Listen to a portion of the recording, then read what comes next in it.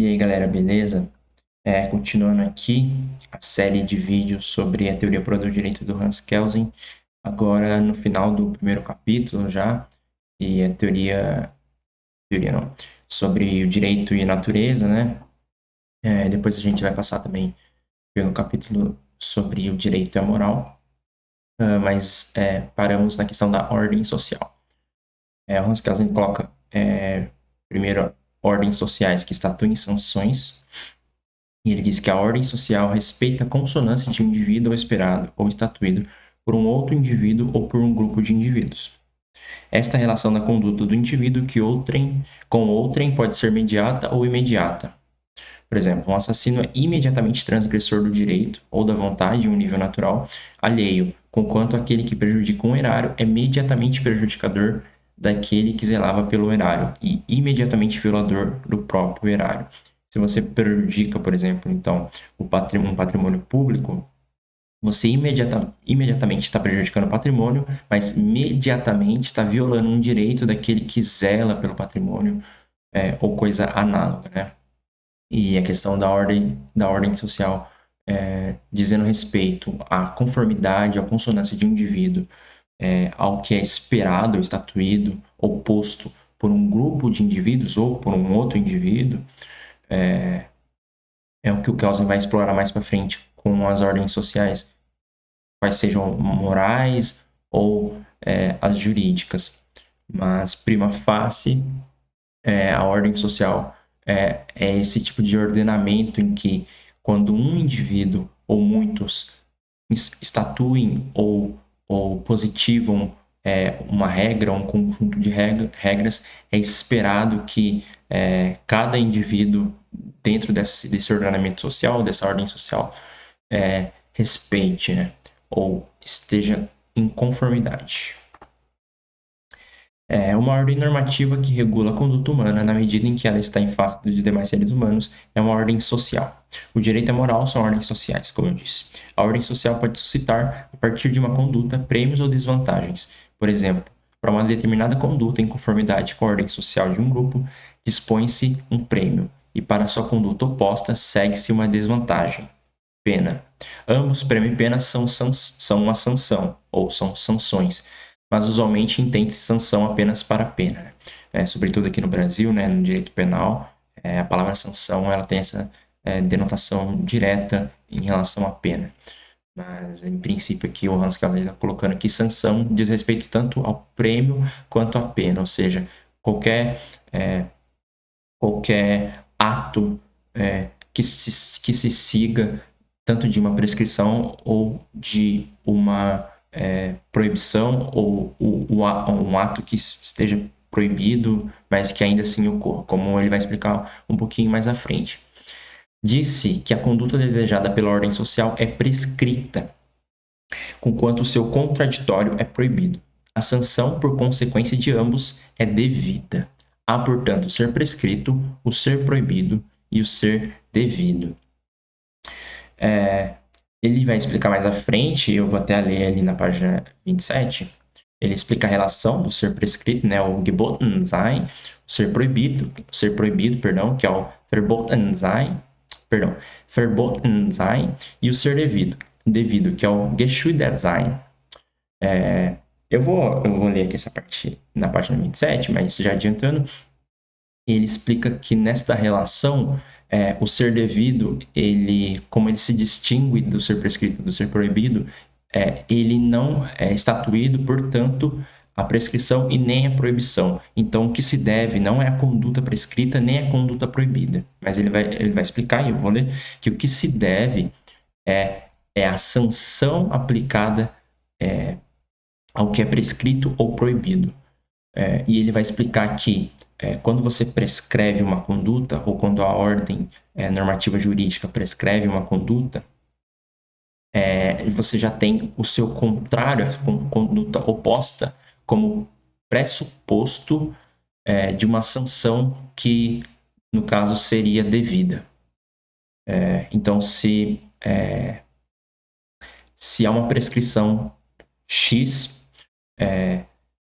o não X que é proibido, que é o ser proibido, ele já funciona como um conteúdo pressuposto de uma sanção que é devida, cuja aplicação, melhor dizendo, é devida no caso do ser proibido ser observado, né? No caso do ser prescrito não ser observado e, portanto, do ser proibido ser observado.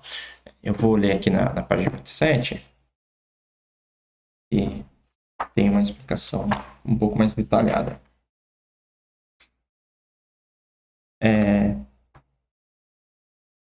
Com isto, já se afirma que a conduta condicionante da sanção é proibida e a conduta oposta é prescrita.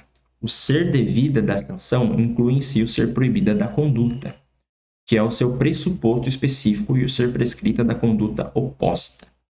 Então, o ser proibido ele diz aqui que ele é o ser prescrita da conduta oposta e, ao mesmo tempo, é o pressuposto do ser devido, que, no caso, é o ser devido da sanção.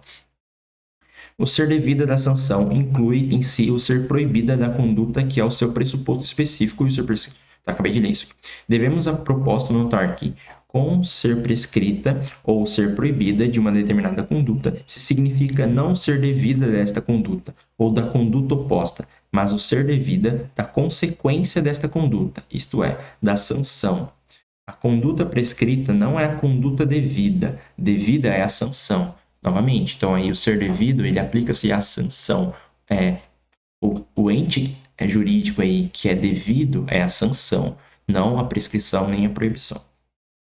O ser prescrita uma conduta significa que o contrário desta conduta é pressuposto do ser devido da sanção. Aqui o Kelsen ele está sendo até prolixo, né? Ele está se repetindo aqui para se fazer entender. A execução da sanção é prescrita, é conteúdo de um dever jurídico, se a sua omissão é tornada pressuposto de uma sanção. Ou melhor, a execução da sanção é prescrita, é conteúdo de um dever jurídico, se a sua omissão é tornada pressuposto de uma sanção. No caso, a omissão funcionaria como a não observância, né? Se não for esse o caso, ela apenas pode valer como autorizada e não também como prescrita, visto não podermos admitir um regressum ad infinitum. A última sanção nesta série apenas pode ser autorizada e não prescrita. O que significa isso?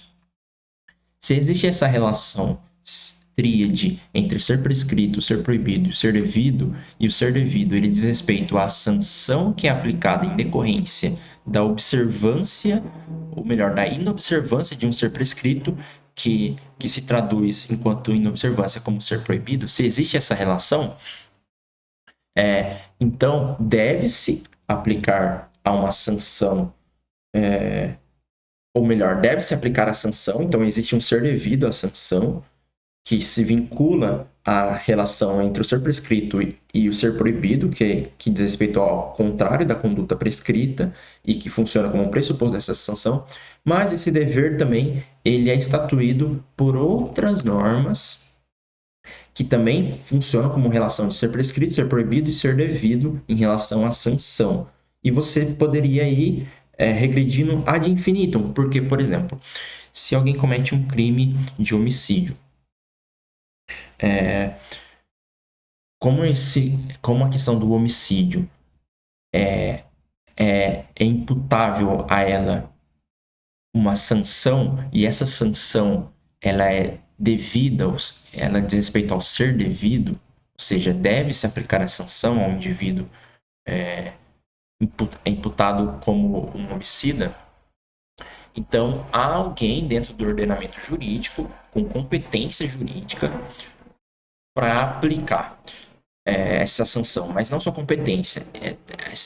Essa pessoa, esse conjunto de pessoas tem um dever de aplicar sanção. Mas e se essas pessoas não aplicam?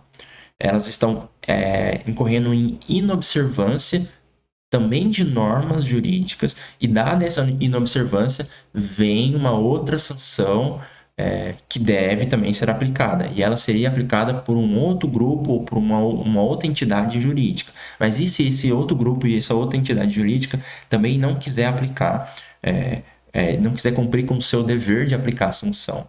E aí vai para outro grupo ou outra entidade jurídica que poderia assim e indefinidamente, se você sempre relacionar a uma sanção um ser devido, num regresso ad infinitum, né? Então, por exemplo, quem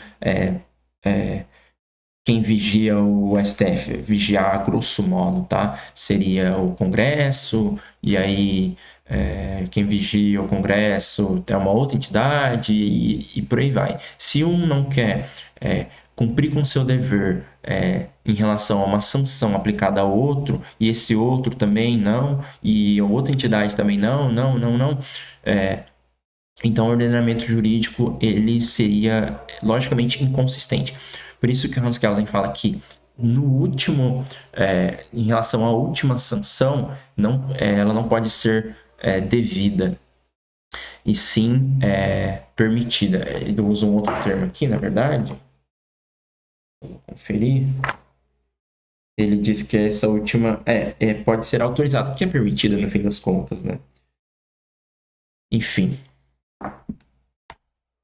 Uma mesma conduta pode ser prescrita e simultaneamente proibida, pois o ser devido aplica-se à sanção, não à conduta. A conduta pode verificar-se de tal modo que, estando conforme o estatuto que lhe prescreveu, está disforme a conduta contrária, qual seja aquela que, segundo o mesmo estatuto, atribui-se ser proibido, portanto, se a proíbe. Segue-se de aí o ser devido da sanção X, que aplica-se também invertendo o pressuposto normativo. Então, por exemplo, se A é, X deve ser, e se não A é, X deve ser. Isso não é contraditório, pois de ambas as hipóteses de ser prescrito e ser proibido, segue-se o ser devido, que é instituído a sanção. A sanção é devida em face de A, e não A. X é a sanção. Ambas as normas podem ser simultaneamente válidas logicamente. Por que isso acontece? Porque como estamos criando uma relação entre ser prescrito, ser proibido e, acima deles, um ser devido em relação à sanção aplicada ao ser proibido, que é contrário à conduta prescrita, ou seja, do ser prescrito, é uma relação formal. Então, formalmente, você pode pensar numa conduta, em sua conduta contrária, ambos se relacionando de tal forma que a conduta contrária ela é pressuposta de uma sanção, mas que pode ser aplicada a ambas, sem contradição lógica. Por quê? Porque o dever ser ou ser devido, ele é em relação à sanção e não à prescrição ou à proibição. Se fosse relacionado à prescrição, à proibição, então de uma prescrição concomitantemente à proibição não poderia se seguir o mesmo resultado, porque eles seriam logicamente contraditórios. Mas como não é em relação à conduta prescrita nem proibida que se deve ou que se estatui um dever ser, e sim a sanção, então não há contradição esta aplicação formal de uma sanção que é devida tanto à prescrição quanto à proibição. O próprio Hans Kelsen fala que, em que pese isso ser formalmente válido e por isso que ele investiga e analisa cientificamente o direito enquanto uma ciência formal, apesar disso tudo, é estranho na prática, juridicamente falando, e geraria normas com esse tipo de relação em que pese serem contraditórias, aplica-se uma mesma sanção às condutas prescritas ou proibidas ali, essas normas seriam politicamente indesejadas, né? Seriam, no mínimo, politicamente problemáticas. Bom, e aí Hans Kelsen entra numa nova parte, que é a questão: haverá ordens sociais desprovidas de sanção?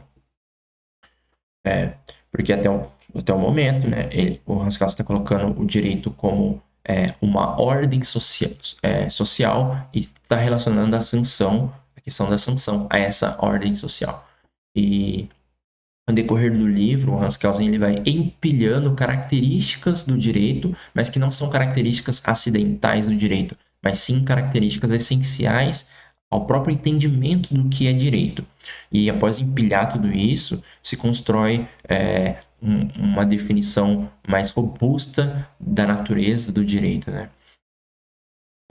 Claro que mesmo textualmente ele começa colocando o direito como norma, mas não simplesmente como norma, e sim logo quando ele coloca como norma, ele já retifica que é um ordenamento normativo.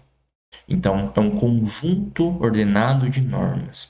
Mas, simplificando, disse que o direito é norma. E aí, a partir disso, como eu disse, a partir disso ele vai empilhando características essenciais não acidentais do que seja o direito. E por que aqui nessa parte, qual seja, haverá ordens sociais desprovidas de sanção? Eu coloquei esta imagem de Jesus, da pintura de Jesus no Sermão da Montanha, porque esse é o exemplo que o Hans Kelsen vai usar como candidato de uma ordem social, no caso, uma ordem social relativa à moral, que seria supostamente desprovida de sanção. Uma ordem social, como uma ordem moral, por exemplo, desprovida de sanção, supostamente desprovida de sanção, ela negaria o princípio redistributivo. E esse princípio é aquele princípio que atribui a uma conduta um certo tipo de ou prêmio ou condenação. Então, uma consequência para uma conduta. Este é o princípio redistributivo. Se a norma social, ou se a ordem social, melhor dizendo, por exemplo, a moral é uma candidata a ser destituída da questão da sanção no seu corpo ordenativo, ou melhor dizendo, no seu corpo ordenado, então ela negaria esse princípio redistributivo. E aqui o texto bíblico, né, o trecho, a passagem bíblica que o Hans Kelsen utiliza é justamente o do Sermão da Montanha. Diz assim: Vós tendes ouvido dizer olho por olho e dente por dente. Eu, porém, digo-vos que não deveis resistir ao mal. Vós tendes ouvido dizer que devemos amar o nosso próximo e odiar o nosso inimigo. Eu, porém, digo-vos: amai os vossos inimigos. Pois se amais aqueles que vos amam, que recompensa tereis? Não faz também o mesmo o publicano? Aqui nessa passagem, então, supostamente, né, prima facie, parece que Jesus ele está ensinando uma ordem normativa, uma ordem social que é destituída de sanção, ou seja, você não vai receber nesta terra nem prêmio, nem nenhum tipo de condenação pelas suas atitudes, e você vai agir bem, mesmo recebendo o mal, e vai se recusar a retribuir o mal com o mal, ou seja, o olho por olho e o dente por dente. Então, dentro desta ordem social, você faz o bem indefinidamente e sem esperar nada em troca, né? Você não espera prêmio nenhum. Pois se há mais aqueles que vos amam, que recompensa tereis? Não faz também o mesmo publicano? Então, a grosso modo, pelo menos relativo à questão jurídica aqui, do contexto da teoria pura do direito, e menos adstrito à questão teológica, este é o teor da passagem, né?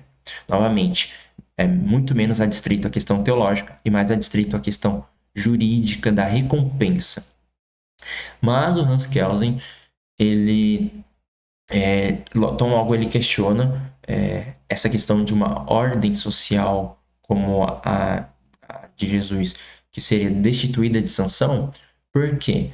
Porque a sanção ela só não é terrena, mas ela é além-homem, né? Ela está no além-vida, que seja um prêmio, como a vida eterna, ou que seja uma condenação, que é a própria condenação eterna. De qualquer modo, há uma sanção, só não é uma sanção explicitamente terrena. Bom, A norma moral estatui a sanção de aprovação ou desaprovação em relação a uma conduta prescrita moralmente ou sua inobservância. Esse aqui é um outro ponto do Hans Kelsen para dizer que mesmo a norma moral ou o ordenamento normativo moral ou o ordenamento ou a ordem social moral é também envolvido com a questão da sanção, porque mesmo que não se retribua aí dentro do princípio redistributivo prêmios ou condenações explícitas, há meramente a questão da aprovação ou desaprovação. Que o Hans Kelsen ele começa a argumentar que mesmo em sociedades primitivas, as pessoas têm um medo do afastamento ou do isolamento do grupo, né, o isolamento social, que dizem respeito à própria desaprovação do grupo em relação à atitude daquela pessoa. O que difere ordens sociais, como direito e moral, não são que uns estatuem sanções e outros não, mas estas diferem-se pela qualidade das sanções. Então, as duas ordens sociais têm sanção, e a sanção, então, não é o distintivo entre os dois. Não é o que distingue ambos, mas sim a qualidade da sanção, ou seja, de que forma essa sanção é aplicada e qual é a própria forma dessa sanção, que tipo de sanção é essa. Que tipo de sanção se aplica no caso jurídico e no caso consuetudinário, que no caso significa relativo aos costumes, né? Eis a pergunta da distinção. Ele continua na parte das sanções transcendentes e sanções socialmente imanentes, que é uma parte muito curta do livro. Socialmente transcendentes realizam-se no além, fora da sociedade, providas de uma instância supra-humana e são executadas pelo divino. Diferem-se aí as sanções das crenças primitivas, naturalizantes e das religiões evoluídas, como as crenças judaico-cristãs. Aqui a diferenciação que o Hans Kelsen faz no livro é que nas crenças mais primitivas se naturalizava a figura do divino. Então, o castigo era natural. Se um indivíduo incorria no erro, num erro de conduta disforme ao esperado pelo seu grupo ou pela ordem social ali estatuída, ele era punido naturalmente, pela própria natureza. E nas religiões mais evoluídas, segundo Kelsen, como, por exemplo, as judaico-cristãs, você já tinha a figura do divino extranatural, que ele próprio aplicava a pena e ele próprio estatuía o ordenamento social ali e não o próprio grupo. Socialmente imanentes realizam-se no aquém, dentro da sociedade e são executadas por homens. Como, por exemplo, a questão jurídica, né, da ordem jurídica, a ordem social jurídica, ela realiza-se no aquém, aqui, na Terra, institucionalmente, dentro da sociedade e os próprios homens que a estatuem e a executam.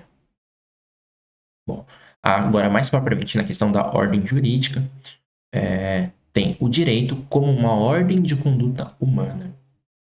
E o Kelsen ele começa tentando investigar mais propriamente a natureza do direito e o que o direito tem de substrato em todas as sociedades, em todos os ordenamentos jurídicos. Ele próprio dá o exemplo de várias palavras, por exemplo, Recht, Law, Fahr, Diritto e Direito, que são palavras diferentes, mas que querem dizer mais ou menos a mesma coisa em diferentes ordenamentos jurídicos. Só que o Kelsen ele quer investigar o que ou quais características funcionam como substrato ou juntam essas concepções distintas. E ele diz que todos eles se apresentam como ordens de conduta humana. Então, na Alemanha, na Inglaterra, na França, na Itália, no Brasil, etc., o ordenamento jurídico ele diz respeito à conduta humana. Portanto, são ordens de conduta humana. Essas ordens jurídicas na Alemanha, na Inglaterra, na França, etc. Normas de ordem jurídica só regulam a conduta humana, mas podem alcançar outros indivíduos, como animais, na medida em que se regula a conduta do homem em face desses indivíduos. Referência individual de conduta, um em face de outro ou muitos. Por exemplo, proibição de matar, prescrição de pagar dívida. Então, quando você tem um indivíduo cuja conduta diz respeito a um outro indivíduo ou a um grupo de indivíduos, você tem uma espécie de referência individual. Quando você proíbe matar, você está proibindo uma conduta que parte de um indivíduo em direção a outros ou outro. O mesmo em relação à prescrição de pagar dívida. Quando se prescreve que o devedor deve pagar ao credor, está se prescrevendo a conduta de um em relação a outro ou outros. Já a referência coletiva de conduta é um em face da comunidade jurídica, por exemplo, o serviço militar. Só um detalhe na questão aqui tipo assim, muito rápido, na questão dos direitos animais, né, ou da ordem jurídica respeitando a questão animal, em que pese você não estatuir nenhum tipo de prescrição nem proibição da própria conduta animal, ou seja, os animais enquanto agentes, sejam agentes morais ou não, eles não têm a própria agência ou a própria conduta regulada pela ordem jurídica, que é a ordem jurídica humana. No entanto, essa ordem jurídica, ela regula a conduta do homem em relação aos animais. Então, de certa forma, ela alcança também os animais. Bom, chega na parte do direito como uma ordem coativa. Então, dá para notar que o Kelsen ele vai empilhando, como eu disse, noções essenciais ao direito. O direito como uma ordem social, o direito como uma ordem de conduta humana e agora como uma ordem coativa. Então, já pode dizer o direito como uma ordem social de conduta humana e coativa. Ele diz que o direito é descrito por... melhor dizendo, o direito é descrito por Kelsen como uma ordem coativa, ou seja, reage contra situações indesejáveis com coação, isto é, com o mal, privação da vida, da saúde, da liberdade, etc. Então, a questão da coação, que é agir, utilizar o mal ou agir com o mal, por exemplo, na questão da privação da vida, da liberdade, né? No caso da prisão, privativa de liberdade, é um elemento que integra a ordem social normativa que é o direito. Atos de coação estatuídos pela ordem jurídica como sanções. E ele explica aqui na página 37, esses atos de coação que são estatuídos pela ordem jurídica como sanções, não existe aí, não se força a efetivação de conduta. Ou seja, da questão da sanção ser o que representa esses atos de coação e de que eles são parte essencial do direito, não se segue que as condutas dentro do direito são forçadas. Porque se fossem forçadas, não haveria crime, né? O fato de você colocar uma proibição de matar, e mais para frente o Hans Kelsen ele vai investigar de que forma essa proibição é colocada, não é simplesmente como no tempo dos 10 mandamentos, em que se dizia não matarás. Bom, mas de qualquer forma, quando se coloca uma proibição, de qualquer forma que seja, num texto normativo, justamente é porque espera-se que aquela conduta não se efetive, a conduta proibida não se efetive. Mas se a sanção fosse pressuposto de forçação efetiva de conduta, então seria inócua uma norma que proibisse as coisas, porque a própria sanção já daria cabo de evitar com que pessoas matem, mas não é o caso, né? As pessoas matam. Bom, mas eu vou ler o trecho aqui na página 37 para ficar mais claro.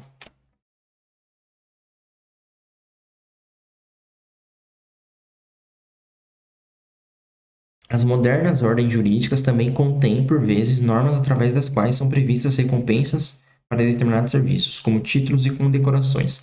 Estas, porém, não constituem característica comum. Peraí, eu estou lendo errado aqui. Ah, tá. Aqui na parte dos atos de coação estatuídos pela ordem jurídica como sanções. Na medida em que o ato de coação estatuído pela ordem jurídica surge como reação contra a conduta de um indivíduo pela mesma ordem jurídica especificada, esse ato coativo tem o caráter de uma sanção e a conduta humana contra a qual ele é dirigido tem o caráter de uma conduta proibida, antijurídica, de um ato ilícito ou delito. Quer dizer, é o contrário daquela conduta que deve ser considerada como prescrita ou conforme ao direito. Conduta através da qual será evitada a sanção. Dizer que o direito é uma ordem coativa não significa, como às vezes se afirma, que pertence à essência do direito forçar a conduta conforme ao direito, prescrita pela ordem jurídica. Esta conduta não é conseguida à força através da efetivação do ato coativo, pois o ato de coação deve precisamente ser efetivado quando se verifique não a conduta prescrita, mas a conduta proibida, a conduta que é contrária ao direito. Precisamente para este caso é que é estatuído o ato coativo, que funciona como sanção. Então, a sanção só existe porque o ato contrário ao prescrito, qual seja o ato proibido, ele também existe. Então, não se pode forçar, do ponto de vista jurídico, uma ação que seria a ação prescrita, porque justamente a sanção diz respeito àquele pressuposto, aquele conteúdo pressuposto da sanção, que é o ser proibido, como vimos um pouco atrás. Bom, tem a parte também, logo em seguida, do monopólio de coação da comunidade jurídica, e que é muito simples. Apenas a comunidade jurídica, isto é, o aparato institucional do Estado, pode exercer legitimamente a coação. Então, é a comunidade jurídica que detém o poder coercitivo, o poder de coação. Não só isso, como a comunidade jurídica mina o poder de coação dos indivíduos.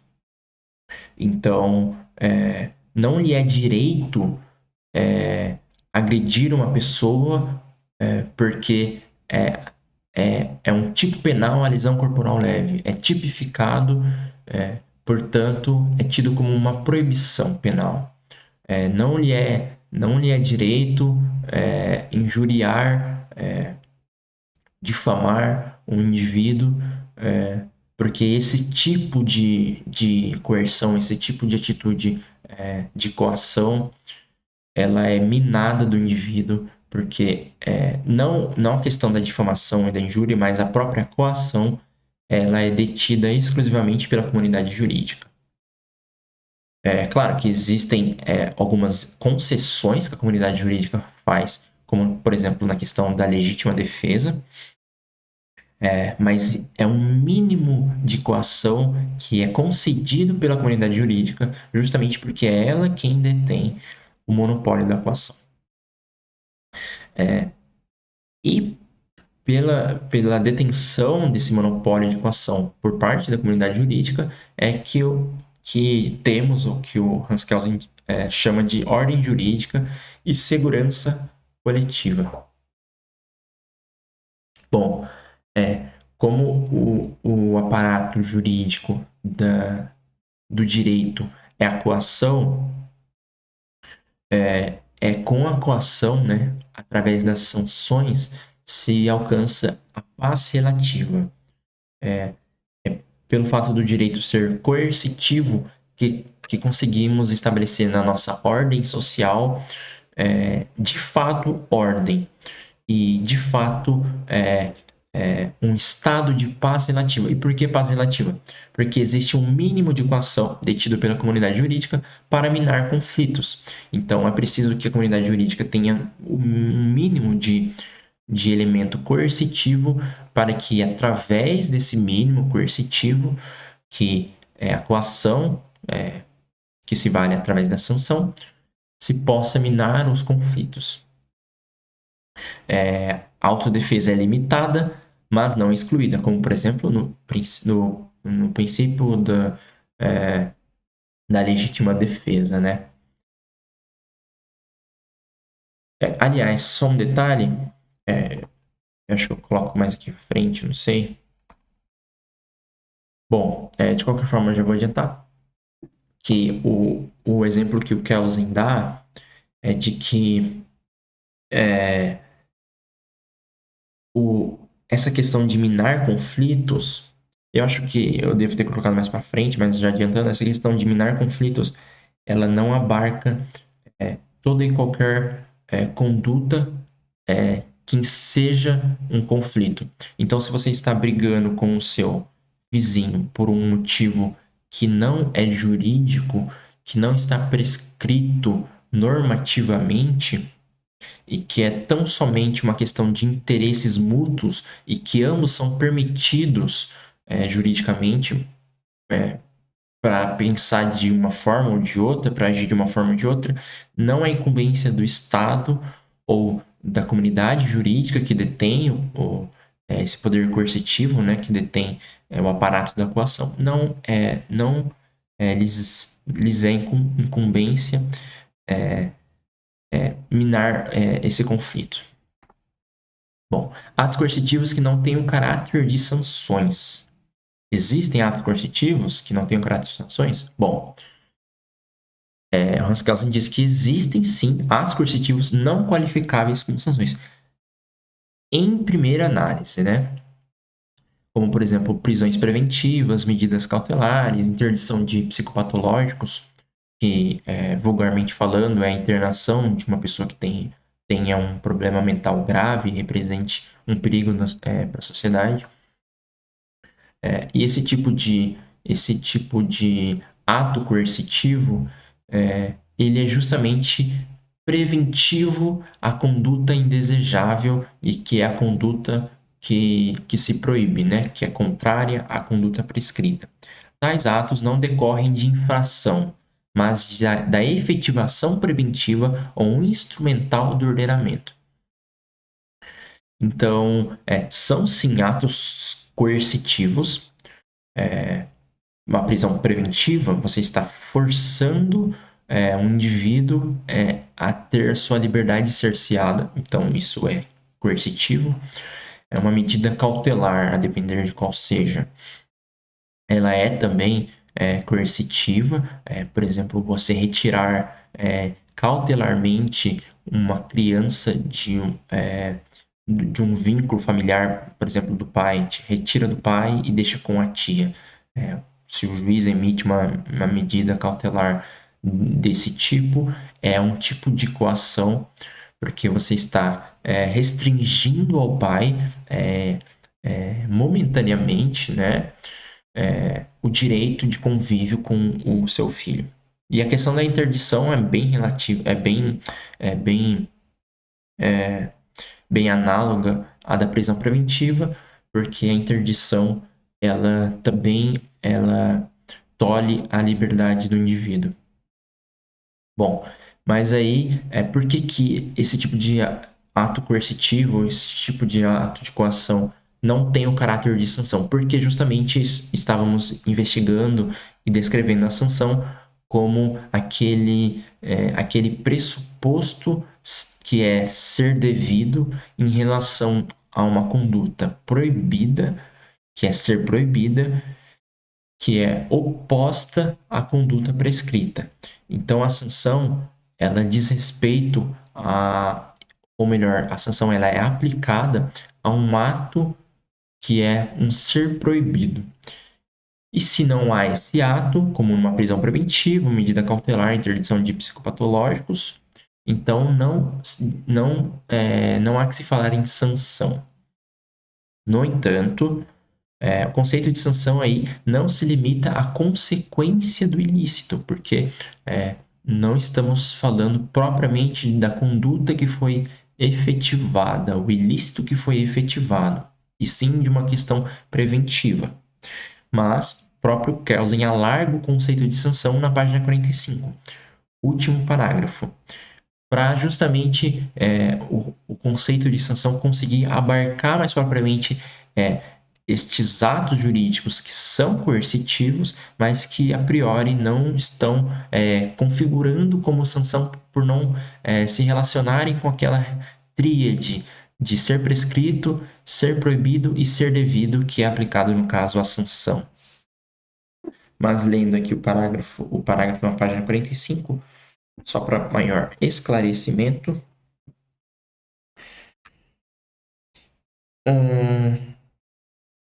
O ato ilícito ou delito é uma determinada ação ou omissão humana que, por ser socialmente desejável, é proibida pelo fato de ela ou, mais corretamente, a sua verificação num processo juridicamente regulado, se ligar a um ato de coerção, pelo fato de ordem jurídica a tornar pressuposto de um ato de coerção por ela estatuído. E este ato de coerção apenas pode, como sanção, no sentido de consequência de um ato ilícito, distinguir-se de outros atos de coerção estatuídos pela ordem jurídica na medida em que o fato condicionante ou pressuposto deste ato de coerção é uma determinada ação ou omissão socialmente desejável e juridicamente prefixada, ao passo que os atos de coerção não qualificados como sanções, no sentido de consequências do ilícito, são condicionados por outros fatos. No caso, são esses atos de prisão preventiva, medidas cautelares, interdição, etc. São alguns exemplos. E ele continua explicando que o Haskell ele é bem prolixo, né? Mas aí, avançando um pouco mais, ele diz assim: se o conceito de sanção é alargado nestes termos, já não coincidirá com o de consequência do ilícito. A sanção, nesse sentido amplo, não tem necessariamente de seguir-se ao ato ilícito. Pode precedê-lo. Na verdade, eu vou voltar um pouco.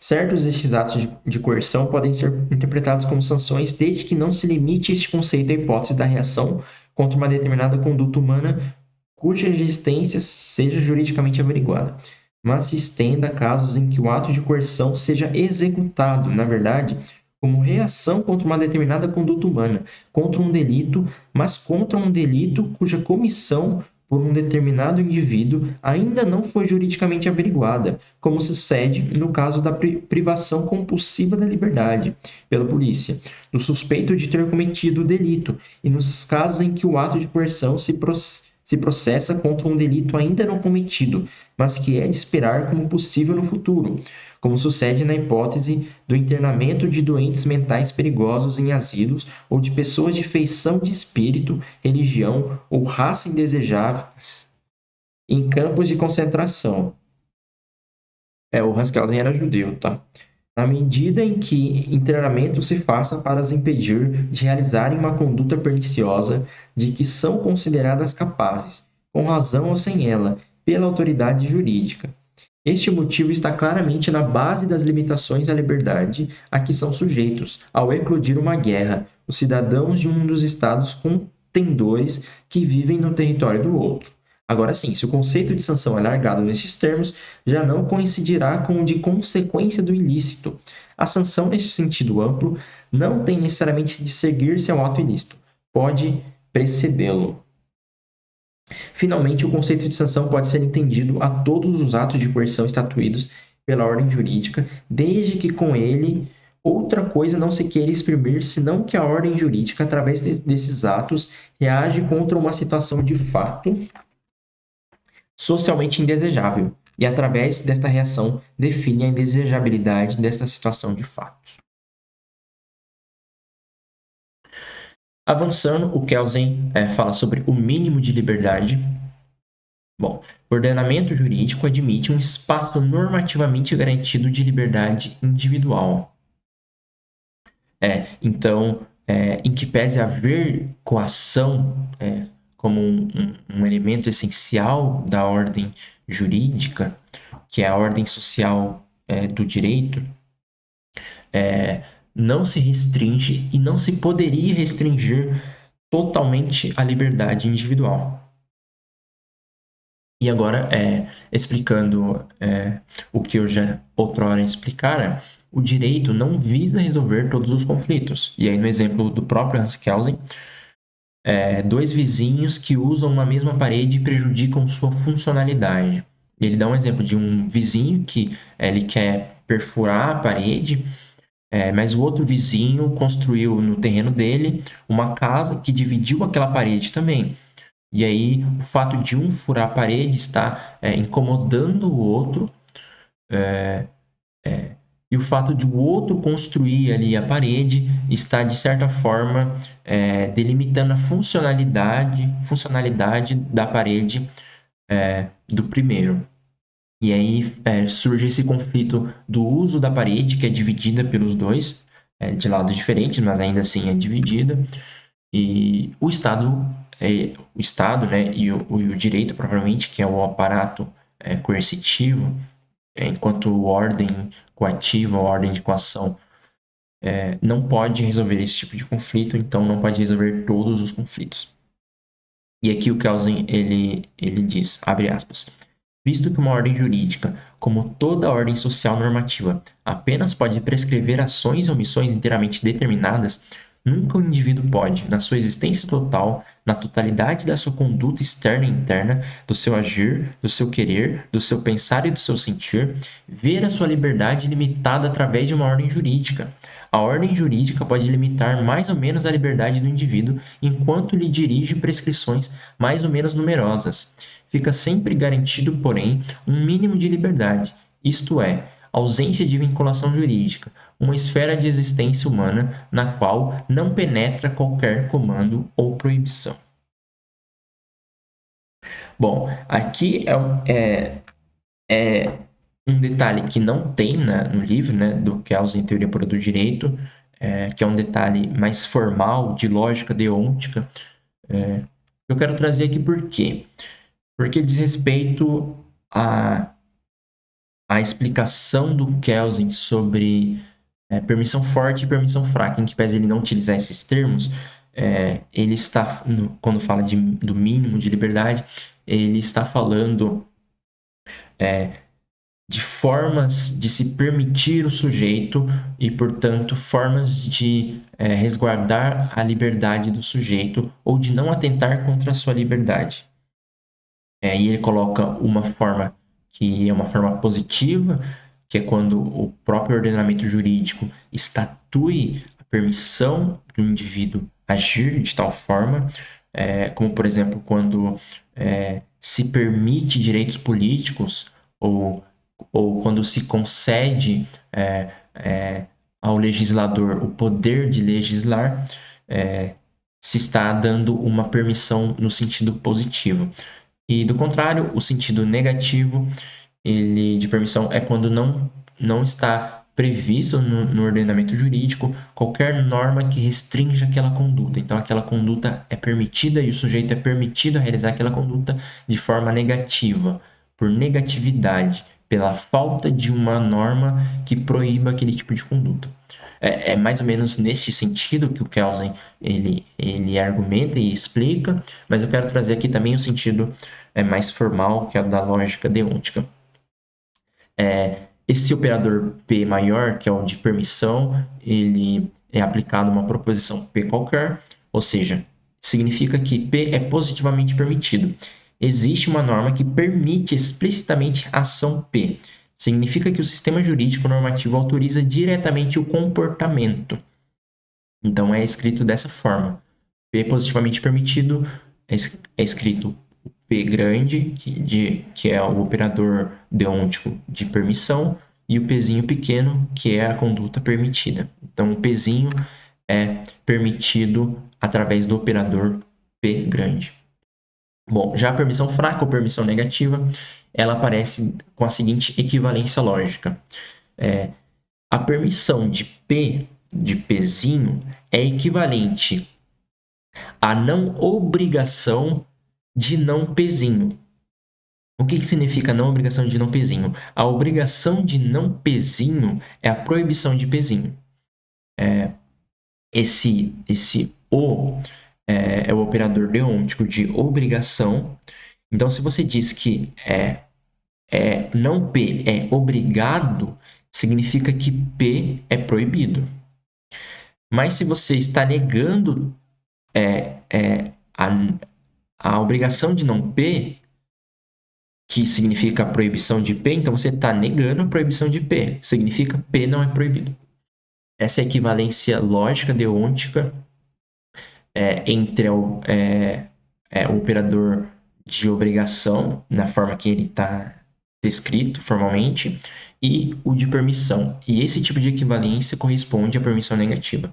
Detalhe também que a permissão forte pressupõe a permissão fraca. Então, se você positiva uma conduta, seja pelo ordenamento jurídico ou por qualquer outro estatuto, você está pressupondo que aquela conduta não é proibida, ou seja, ela inercialmente é permitida. Ela já tem a permissão fraca como um pressuposto. O contrário já não é verdadeiro. Se você tem uma permissão fraca, disso não se segue que aquela conduta que é negativamente permitida é também positivamente permitida. Não se segue isso. Não há obrigação de que P não ocorra. Logo, sua ocorrência não constitui violação. Aqui, P é permitido porque não há norma proibindo. Trata-se de uma permissão por omissão normativa. Essa é uma permissão derivada. Não exige norma permissiva expressa. É derivada porque ela não constitui, formalmente falando, um operador primitivo, que é o da permissão positiva, que ela é mais ativa, ela é estatuída, ela é posta. Então, nesse sentido, como a permissão fraca não é primitiva, ela só pode ser uma permissão derivada. Bom, e aí o Kelsen ele começa a explicar o direito como uma ordem normativa de coação, e ele dá o exemplo do bando de salteadores, né? Comunidade jurídica e bando de salteadores. O Kelsen distingue a ordem jurídica de grupos coercitivos ilegítimos. O que diferencia o direito do crime organizado não é a força, porque ambos empregam a força, empregam a característica da coação, mas a legitimidade derivada da norma fundamental, que é o Grundnorm. Então, o que difere a ordem normativa do direito para outras ordens normativas, como um bando de salteadores que chegam no indivíduo, se aproximam do indivíduo e roubam-lhe todos os seus pertences sob pena de morte ou qualquer tipo de agressão. Esse grupo de salteadores, esse bando de salteadores tem um elemento de coação, mas esse elemento de coação não encontra validade numa norma fundamental pressuposta, como é o caso do ordenamento jurídico. Então, no ordenamento jurídico, a coação ela é legitimada. Um sistema jurídico, uma ordem normativa válida, um bando é mera relação de fato baseada em força. É claro que aqui encontra uma polêmica, que é a questão que em filosofia política chamamos de political obligation, que é uma grande discussão sobre a legitimidade do Estado, a legitimidade do uso da força do Estado, a questão do contrato social, a questão da anarquia, ou seja, toda essa polêmica de associar o Estado a criminosos,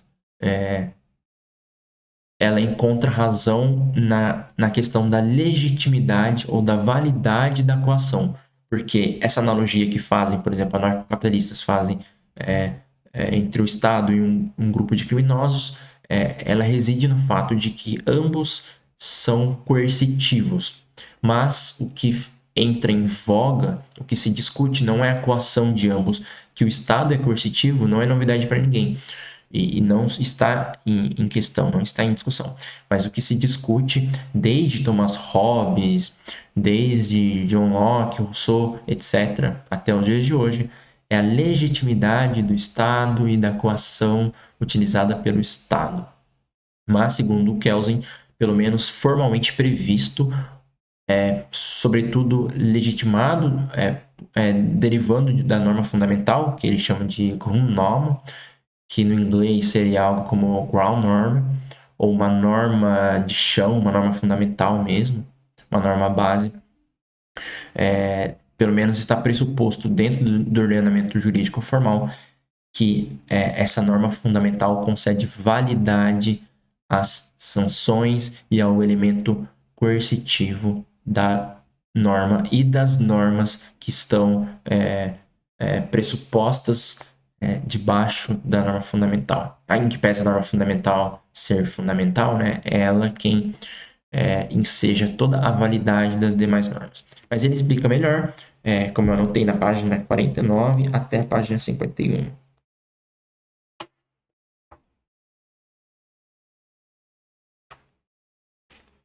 Bom, também um ato de um salteador de estradas que ordena alguém sob cominação de qualquer mal a entrega de dinheiro tem, como já acentuamos, o sentido subjetivo de um dever ser. Se representarmos a situação de fato criada por um tal comando dizendo o indivíduo expressa uma vontade dirigida à conduta de outro indivíduo, o que nós fazemos é descrever a ação do primeiro como um fenômeno, ou evento que de fato se produz, como um evento da ordem do ser. A conduta do outro, porém, que é entendida, visada, no ato de vontade do primeiro, não pode ser descrita como um evento da ordem do ser, pois este ainda não age, ainda não efetua uma conduta, e porventura nem sequer se conduzirá da forma entendida. Ele apenas deve, de acordo com a intenção do primeiro, conduzir-se por aquela forma. A sua conduta não pode ser descrita como um sendo da ordem do ser, mas apenas o pode ser, na medida em que cumpre apreender o sentido subjetivo do ato de comando, como um devido da ordem do dever ser. Desta forma, tem de ser descrita toda a situação em que o indivíduo manifesta uma vontade dirigida à conduta de outro. Quanto à questão em debate, isto significa: na medida em que apenas se toma em linha de conta o sentido subjetivo do ato em questão, não existe qualquer diferença entre a descrição de um comando de um salteador de estrada e a descrição do comando de um órgão jurídico.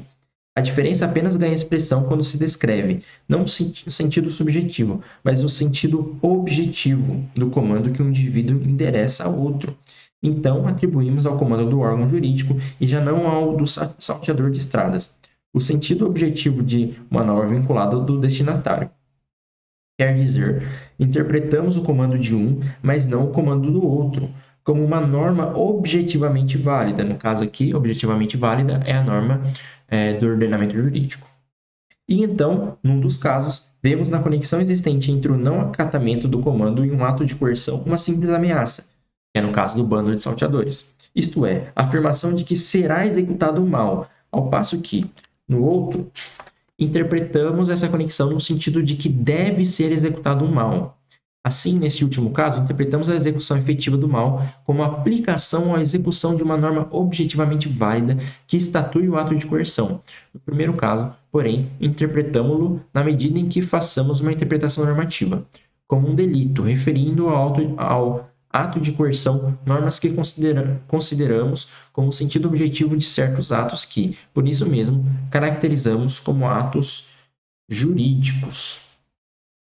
Bom, aqui ele continua com a questão da pressuposição, que é no caso da norma fundamental, e da questão do Estado enquanto detentor dessa norma fundamental e que valida os atos de coação. Mas eu vou avançar aqui porque é o Kelsen sendo prolixo. Bom, ele continua perguntando: deveres jurídicos sem sanção, ou melhor, existem deveres jurídicos sem sanção? Kelsen questiona a existência de deveres jurídicos não acompanhados de sanção. Alguns comandos normativos dirigem-se à autoridade, juízes, legisladores, e não possuem sanção imediata. Então, por exemplo, quando se concede o poder de legislar ao legislador, não se está pressupondo aí imediatamente uma sanção. Repare, imediatamente. Então, uma sanção não poderia se aplicar ao legislador ou a esta conduta de legislar enquanto relacionada à permissão de legislar. Ainda assim, integram o ordenamento como normas condicionantes ou complementares, legitimadas pela estrutura normativa superior, ou seja, normas de coação são vinculadas às normas não coercitivas, como as normas não autônomas. Então, mesmo que deveres jurídicos, alguns deveres jurídicos, não tenham sanção, como o caso do legislador ou do juiz, ao que lhes é concedido certa incumbência, certo poder jurídico, estas normas que concedem esse tipo de poder jurídico, elas estão relacionadas com outras normas que, essas sim, estatuem uma sanção como normas de coação. Então, mesmo deveres jurídicos que não tenham sanção estão relacionados com normas que tenham sanção. Então, o ordenamento jurídico em si, ele pressupõe a sanção e pressupõe a coação. Então, o fato de um dever jurídico não ter sanção não objeta o fato de a norma, o ordenamento jurídico ou a ordem social jurídica ser coativa. Ela continua sendo coativa porque diz respeito à ordem social e não a uma ou outra norma pontual. Bom, e aí ele continua com normas jurídicas não autônomas. Nem toda norma possui autonomia de sentido ou eficácia. Normas de competência, por exemplo, existem apenas por força de normas superiores, que é no caso dos juízes, dos legisladores. O sistema jurídico é uma estrutura hierárquica e interdependente de normas, cuja validade remonta à norma fundamental pressuposta. Bom, e aí ele termina o capítulo 1, que é do direito e natureza, em que ele investiga bastante a questão da norma e o que seria o direito nessa pilha de substâncias, nessa pilha de características essenciais, como coação, ordem de conduta humana, ordem social, etc. E agora no capítulo 2, ele investiga a relação entre o direito e a moral. Bom, as normas morais como normas sociais.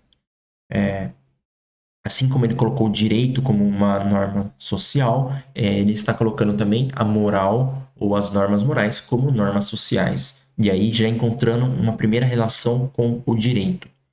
Hans Kelsen afirma que normas morais podem ser tratadas como normas sociais, assim como o direito. Na relação entre moral e direito está contida a relação entre justiça e direito. E aqui eu vou ler na página 67, porque ele começa a fazer relações transitivas entre direito e justiça, moral e ética, moral e direito, como se fossem relações de supostas identidades.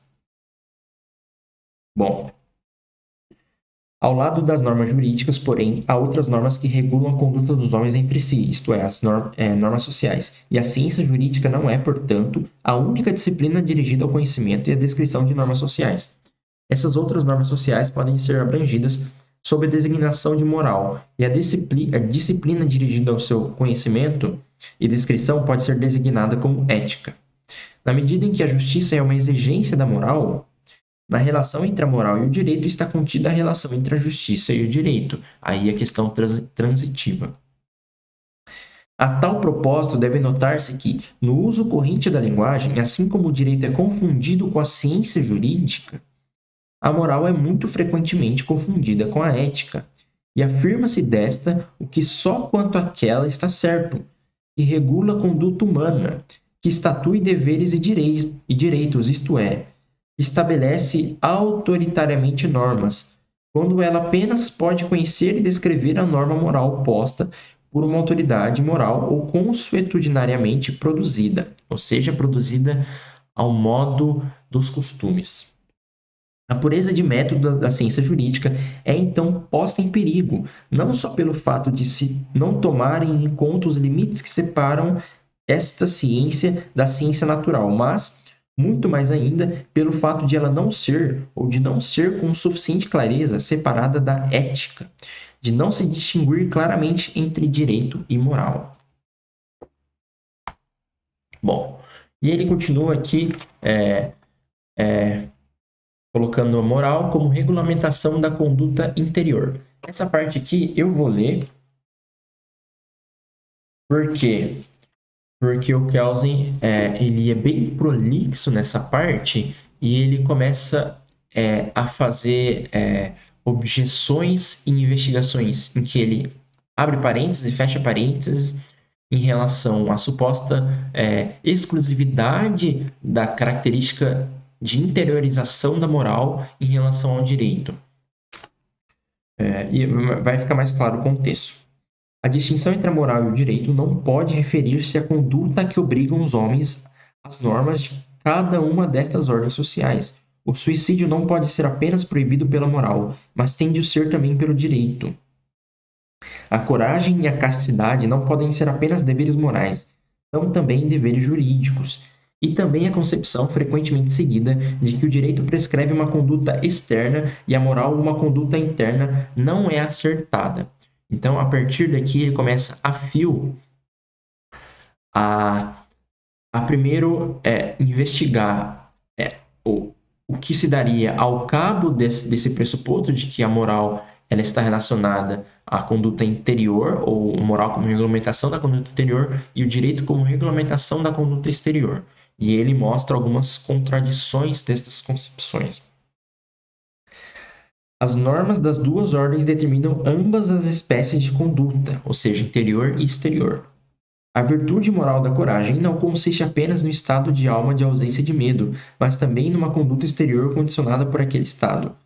E, quando uma ordem jurídica proíbe o homicídio, proíbe não apenas a produção da morte de um homem através da conduta exterior de outro homem, mas também uma conduta interna, ou seja, a intenção de produzir um tal resultado, a conduta interna, que a moral, diferentemente do direito, segundo o ponto de vista de muitos filósofos moralistas, exige.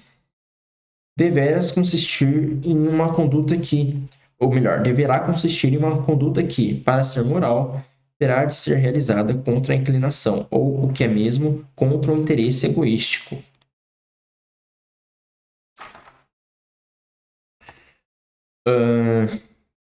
Mais para frente aqui, porque agora ele vai começar a investigar a questão do interesse egoístico e se ele implica em alguma contradição na questão do ordenamento jurídico, sobretudo a norma que regula o indivíduo a agir contra sua própria inclinação. Eu posso ler essa parte aqui. Uma ordem social, ou seja, uma norma que prescreve uma determinada conduta humana, apenas tem sido se a situação deve ser diferente daquela que resultaria do fato de cada qual seguir suas próprias inclinações ou procurar realizar os interesses egoístas que atuariam na ausência da validade e eficácia de uma ordem social. Por outras palavras, aquela ordem só tem sentido se os indivíduos se devem conduzir mesmo contra estas inclinações ou interesses egoísticos. Neste ponto, importa notar que, quando os indivíduos submetidos à ordem social se comportam de fato em conformidade com as normas desta ordem, isso também sucede apenas porque tal conduta corresponde à sua inclinação ou interesse egoístico. Uma inclinação e interesse egoístico que são provocados pela ordem social e que possivelmente, mas não necessariamente, são contrários à inclinação ou interesse egoístico que existiria se não for a intervenção da ordem social. Bom, ele vai concluir aqui mais para frente. A norma de uma moral que apenas se refere aos motivos da conduta externa é imperfeita ou incompleta. Apenas pode valer em combinação com as normas que prescrevem a conduta externa, e também estas normas têm de ser normas morais. Nem toda e qualquer conduta pode ser moral apenas por ser realizada contra a inclinação ou interesse egoístico. Se alguém obedece ao comando de outrem que lhe ordena a execução de um homicídio, a sua ação não pode ter qualquer valor moral, mesmo que seja realizada contra sua inclinação ou seu interesse egoístico, enquanto o homicídio for proibido, isto é, considerado como desvalioso, pela ordem social que se pressupõe como válida. Uma conduta apenas pode ter valor moral quando não só o seu motivo determinante, como também a própria conduta correspondam a uma norma moral. Na apreciação moral, o motivo não pode ser separado da conduta motivada. Por esta razão ainda, o conceito de moral não pode ser limitado à norma que disponha, reprime as suas inclinações, deixa de realizar os seus interesses egoísticos. Mas a verdade é que somente se o conceito de moral for assim delimitado, é que moral e direito se podem distinguir pela forma indicada. Referir-se aquela à conduta interna, ao passo que este também dispõe sobre a conduta externa. Bom, a moral como ordem positiva sem caráter coercitivo. Assim como o direito, a moral é positiva na medida em que suas normas são criadas consuetudinariamente, e deste por costume. No entanto, direito se distingue da moral enquanto o primeiro estatui sanção e o segundo não. A moral não é uma ordem coercitiva, como já vimos no caso mais para trás, sobretudo colocando a questão do sermão na montanha, etc. O direito como parte da moral. Aí o Hans Kelsen está colocando o direito como um pressuposto, ou melhor, ele está colocando o direito no domínio da moral. Surge o problema nas relações entre direito e moral. Que relação existe entre direito e moral e que relação deve existir? A primeira pergunta, o Kelsen responde que o direito é essencialmente moral, o que significa que a conduta que as normas jurídicas prescrevem ou proíbem também é prescrita ou proibida pelas normas da moral.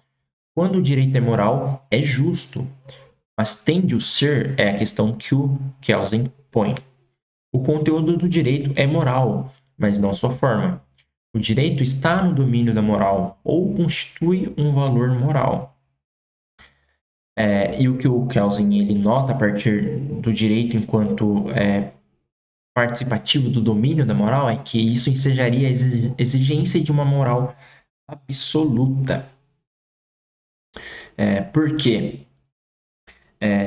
Se o direito ele está no domínio da moral e se para o direito ser moral ele tem de ser justo, então você está objetivando a justiça e a fio objetivando a moral, porque você está relacionando a justiça com a moral, com o direito. Então, para essa relação ser legítima, e se o direito, para ser moral, ele precisa ser justo, então ele tem de dizer respeito a uma moral que é objetiva, portanto, absoluta. Mas, primeiro, esse tipo de moral tem de ser uma realidade, tem que existir.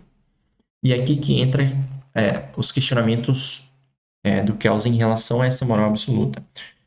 Na parte 5 aqui, da relatividade do valor moral, ele vai começar a argumentar uma série de motivos na concepção dele do porquê essa moral absoluta ela não existe e, portanto, aquela relação pressuposta entre moral, direito e justiça que valida a noção de que para o direito ser justo ele tem de ser moral, para o direito ser moral ele tem de ser justo, coloca a justiça como um pressuposto de validade do próprio direito. Para algo ser direito ele tem de ser justo, melhor dizendo.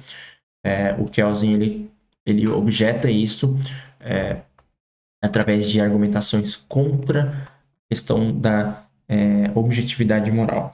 Mas esta parte eu vou me dar o luxo, ou melhor, vou me dar as escusas de não ler, porque, bom, você pode ler aí na sua casa, e segundo, porque isso aqui é só a investigação do Kelsen, mas tem todo um campo, que é, no caso, o campo da metaética, que investiga, no caso, se a relatividade da moral ela é verdadeira, né? Se a moral é relativa mesmo, ou se ela é absoluta. E são várias posições e teorias e autores, e há vários autores sérios, como o McDowell e o Derek Parfit, que defendem uma moral objetiva. Então, eu vou pular esta parte, de leitura, no caso. Bom, aqui ele coloca a separação do direito e da moral, né? Por fim, como é quase um dogma aí na vulgaridade do discurso das massas, das pessoas, que o positivismo jurídico, normativista, formalista do Hans Kelsen separa o direito da moral. Então, finalmente, aqui na página 75, na parte 6 do capítulo 2, que é do direito da moral, ele entra na questão da separação do direito e da moral. Mas essa parte eu vou ler porque é bem importante. Se supusermos que o direito é, por sua essência moral, tem caráter moral, então não faz qualquer sentido a exigência, feita sob o pressuposto da existência de um valor moral absoluto, de que o direito deve ser moral. Uma tal exigência apenas tem sentido, e a moral, para o efeito pressuposta, somente representa um critério de valoração relativamente ao direito, quando se admite a possibilidade de um direito imoral, de um direito moralmente mau, e por consequência, quando na definição de direito não entre o elemento que representa um conteúdo moral. Quando uma teoria do direito positivo se propõe distinguir direito e moral em geral e direito e justiça em particular, para os não confundir entre si, ela volta-se contra a concepção tradicional, tida como indiscutível pela maioria dos juristas, que pressupõe que apenas exista uma única moral válida, que é, portanto, absoluta, da qual resulta uma justiça absoluta. A exigência de uma separação entre direito e moral, direito e justiça, significa que a validade de uma ordem jurídica positiva é independente desta moral absoluta, única válida, da moral por excelência, de amoral. Se pressupusermos que somente valores morais relativos, então a exigência de que o direito deve ser moral, isto é, justo, apenas pode significar que o direito positivo deve corresponder a um determinado sistema de moral entre os vários sistemas morais possíveis. Mas com isso não fica excluída a possibilidade de pretensão que exija que o direito positivo deve harmonizar-se com um outro sistema moral e com ele venha eventualmente a concordar de fato, contradizendo um sistema moral diferente deste. Se, pressupondo a existência de valores meramente relativos, se pretende distinguir o direito da moral em geral e, em particular, distinguir o direito da justiça, tal pretensão não significa que o direito nada tenha a ver com a moral e com a justiça, que o conceito de direito não caiba no conceito de bom. Na verdade, o conceito de bom não pode ser determinado senão como o que deve ser, o que corresponde a uma norma. Ora, se definimos direito como norma, isto implica que o que é conforme ao direito é um bem. A pretensão de distinguir direito e moral, direito e justiça, sob o pressuposto de uma teoria relativa dos valores, apenas significa que, quando uma ordem jurídica é valorada como moral ou imoral, justa ou injusta, isso traduz a relação entre a ordem jurídica e um dos vários sistemas de moral, e não a relação entre aquela e a moral. Desta forma, é enunciado um juízo de valor relativo e não um juízo de valor absoluto. Ora, isso significa que a validade de uma ordem jurídica positiva é independente da sua concordância ou discordância com qualquer sistema de moral. Ele continua um pouco mais à frente. Uma tal medida... Não, é de per si evidente que uma moral simplesmente relativa não pode desempenhar a função, que consciente ou inconscientemente lhe é exigida, de fornecer uma medida ou padrão absoluto para a valoração de uma ordem jurídica positiva. Uma tal medida também não pode ser encontrada pela via do conhecimento científico. Isso não significa, porém, que não haja qualquer medida. Todo e qualquer sistema moral pode servir de medida ou critério para tal efeito.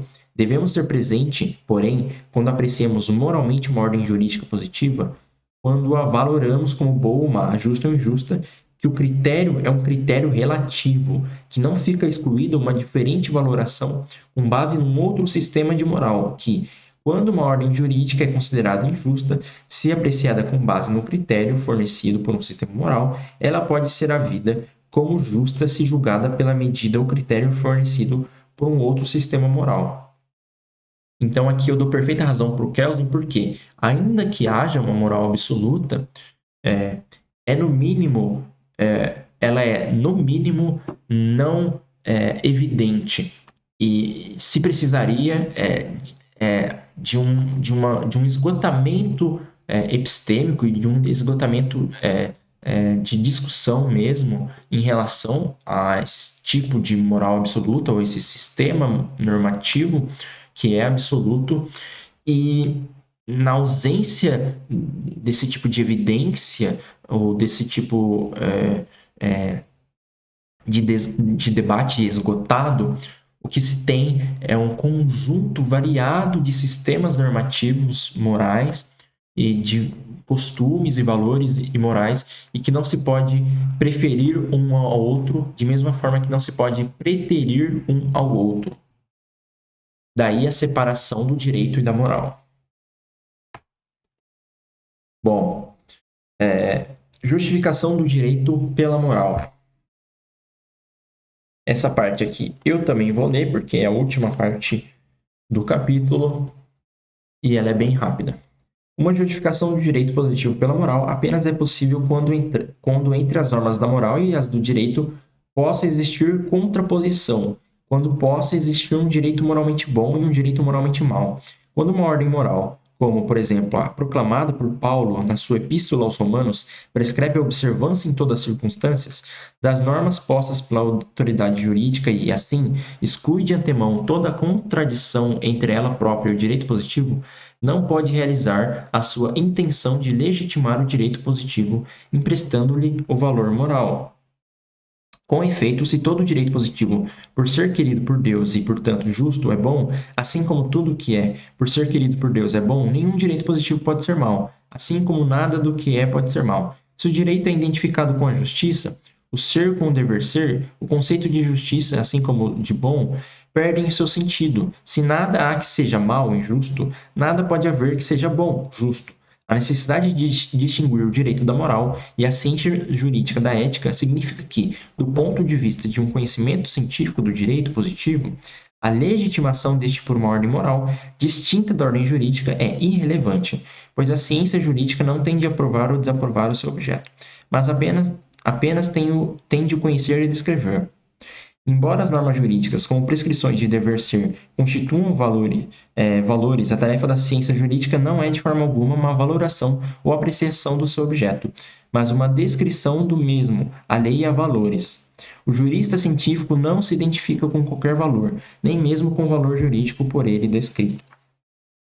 Bom, eu já me arrependi de continuar lendo tudo isso, porque o Kelsen ele vai seguir aqui sendo prolixo nesta questão, para concluir o que ele já concluiu, que todos sabem, que o direito ele deve ser separado da moral, enquanto uma ciência jurídica, e não enquanto um objeto que é influenciado pela moral. Mas só para concluir, a tese de que o direito é, segundo sua própria essência, moral, isto é, de que somente uma ordem social moral é direito, é rejeitada pela teoria pura do direito. Não apenas porque pressupõe uma moral absoluta, mas ainda porque ela, na sua efetiva aplicação pela jurisprudência dominante numa determinada comunidade jurídica, conduz a uma legitimação acrítica da ordem coercitiva estadual que constitui a comunidade. Com efeito, pressupõe-se como evidente que a ordem coercitiva estadual própria é direito. O problemático critério de medida da moral absoluta apenas é utilizado para apreciar as ordens coercitivas de outros estados. Somente estas são desqualificadas como imorais e, portanto, como não direito, quando não satisfaçam a determinadas exigências a que a nossa própria ordem dá satisfação. Por exemplo, quando não reconheçam a propriedade privada, tenham um caráter democrático ou não democrático, etc. Como, porém, a nossa própria ordem coercitiva é direito, ela tem de ser, de acordo com a dita tese, também moral. Uma tal legitimação do direito positivo pode, apesar de sua insuficiência lógica, prestar politicamente bons serviços. Do ponto de vista da ciência jurídica, ela é insustentável. Com efeito, a ciência jurídica não tem de legitimar o direito, não tem por forma alguma de justificar, quer através de uma ordem moral absoluta, quer através de uma moral relativa, a ordem normativa que lhe compete, tão somente conhecer e descrever. Bom, por hoje é só. Paz para todos.